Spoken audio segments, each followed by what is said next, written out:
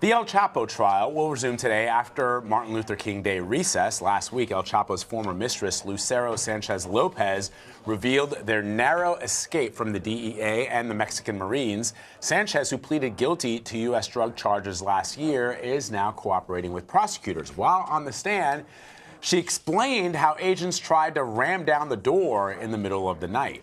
Sanchez told the jury how she, El Chapo, and apparently a maid ran naked. I don't think the maid ran naked, but El Chapo and the mistress ran naked through underground sewers using a hidden tunnel. The entrance was covered by a hydraulic bathtub. Sanchez said that they were running for what felt like about an hour before they were met by one of El Chapo's men. Joining us now is attorney Paul Batista. So, Paul, we just the maid wasn't naked, right, Paul? The maid wasn't naked, right? Just El Chapo. Just El Chapo and the mistress. Just the two primary actors were naked. Got some extra information there. Which we all need in our lives.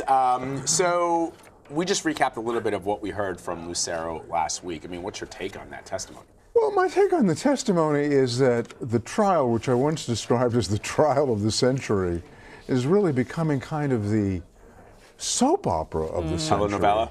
It is beyond almost any conception. Here we have 100 DEA agents, elite Mexican Marines knocking down the door to a safe house. El Chapo is made aware of the fact that there's an army outside, and what does he do? He has an elevated bathtub. He's naked.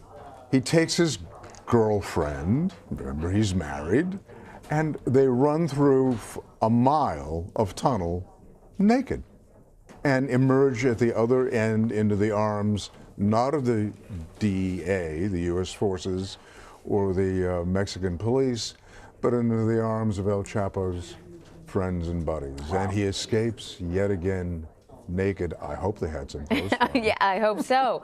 We heard from DEA agent Victor Vasquez. He finished up his testimony. Yes. No, how damaging was his testimony? Well, he had, I don't know that it was particularly damaging from a criminal liability standpoint, but because of the prior flip of an IT expert, we were able to see through Vasquez, who obviously is a very dedicated U.S.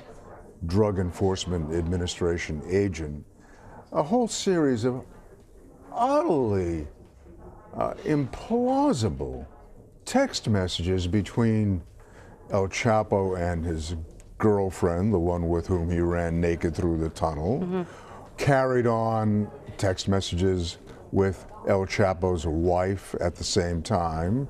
There were suggestions of other girlfriends.